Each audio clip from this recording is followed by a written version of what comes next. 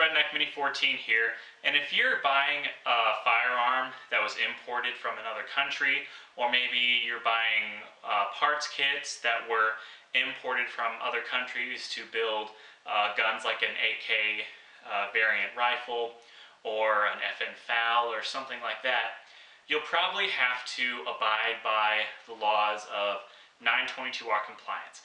Now, 922R compliance can be a little confusing, so I decided to make this video to kind of clear things up for anybody who's a little confused on 922R compliance and what it is.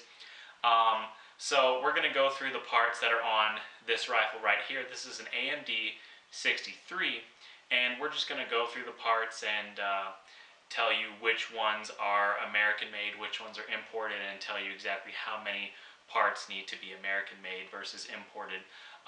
Keep in mind, I am not a lawyer, nor am I a gun expert or just an expert on gun laws in general, but I do know a little bit, so I do know enough to give a little information on it. But don't take this video as your only research on 922R compliance. If you have questions, you need to do further research and figure out exactly what you need to do to be 922R compliant.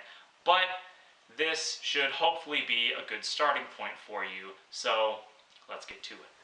Alright guys, so 922R compliance basically states that in a list of 20 parts that may or may not be on your rifle or shotgun, only 10 of those parts are allowed to be produced by a foreign country. So, in other words, the remaining parts have to be American made.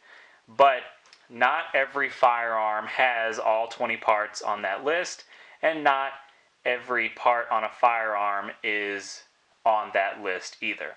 So in other words, this is an AK-47, AKM, AK variant rifle, whatever you want to call this. The AKM or AK variant rifle only contains 16 parts on the list of 20.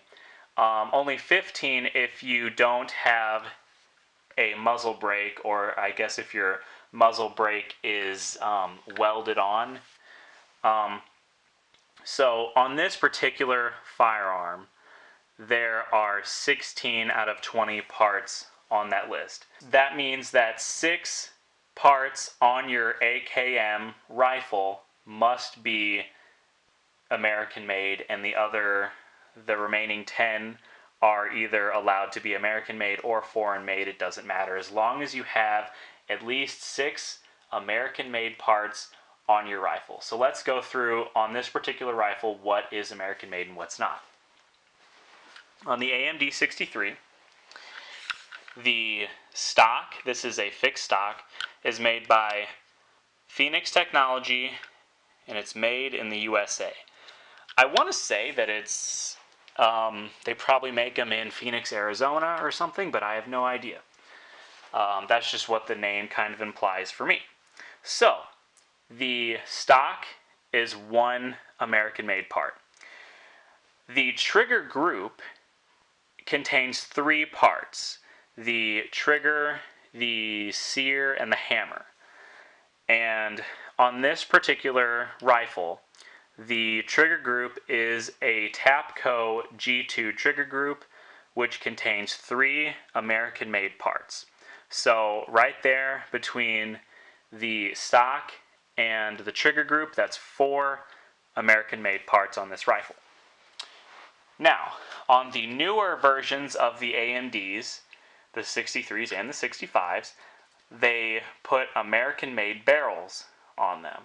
So this barrel is made in America. I'm not exactly sure what company makes it, but it is made in America for the 5th American-made part on this rifle. So right there, that's 5 American-made parts. You only need 1 more out of the list of 20 to be 922R compliant. Now, as far as I know, every other part on the rifle itself is made in Hungary or possibly in another country as well. I'm pretty sure they're all made in Hungary. So, just kind of look here, see if there's any markings that indicate, and I don't believe there are.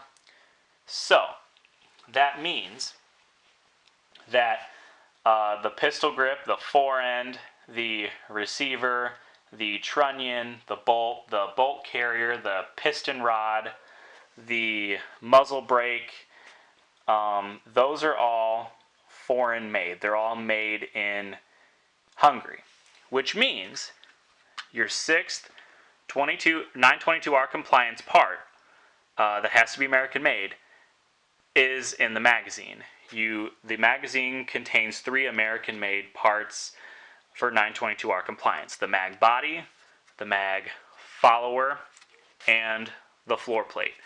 These are 3 922R compliance parts.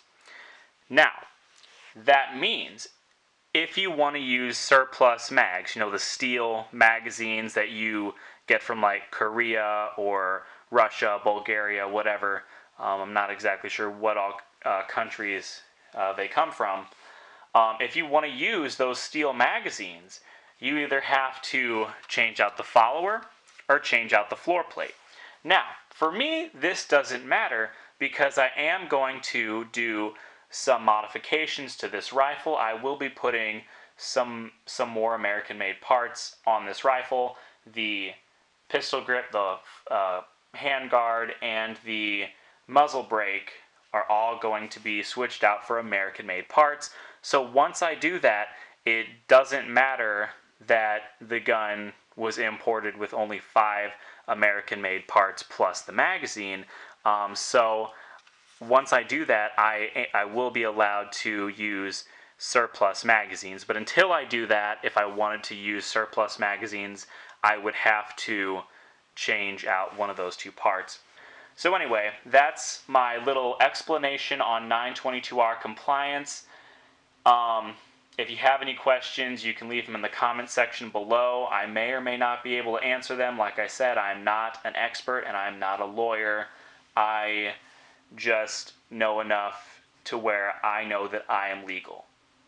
So anyway, subscribe to my channel, like me on Facebook. I'm Redneck Mini 14, and until next time, be safe.